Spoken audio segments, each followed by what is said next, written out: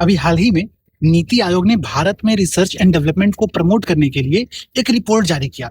उस रिपोर्ट के अकॉर्डिंग कुछ बातें आप लोगों को समझनी चाहिए। इसका प्रयोग हम लोग मेंस के एनसीईआरटी में कर सकते हैं। उसमें से एक बात बताया गया, रोप फ्रेमवर्क। देखो, रोप फ्रेमवर्क होता क्या है? इसका बहुत सिंपल सा मतलब होता है removing obstacle and promoting enablers. मतलब क्या है?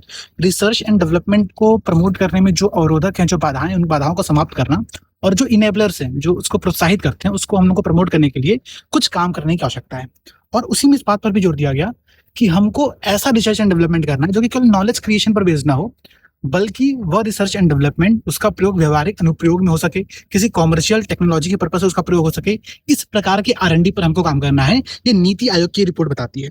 इसी बात को ध्यान में रखते हुए उसने कहा है कि जो हमारा CSR फंड है, जो प्राइवेट इन्वेस्टमेंट है R&D में, उसको बढ़ाने पर भी हमको काम करने की आवश्यकता है। जैसे कि एक इंडेक्स आप लोग पढ़ते हो, उसका नाम है विपो की इंडेक्स है, वर्ल्ड इंटेलेक्चुअल प्रॉपर्टी इंडिकेटर्स। 2024 की रिपोर्ट कहती है कि भारत पेटेंट आवेदनों की संख्या में पूरे विश्व में 6ठे स्थान पर। ये रैंकिंग बहुत अच्छी है, बट इसके बाद भी हमारा जो GDP और पेटेंट का जो रेशियो है, वो रेशियो बहुत कम है। इसको प्रमोट करने के लिए, इसको और बढ़ाने के लिए सरकार को और प्राइवेट प्लेयर्स को, दोनों को यहाँ पर काम करने की आवश्यकता है, ताकि भारत जो है R&D में एक अच्छा खासा प्रोग्रेस कर सके।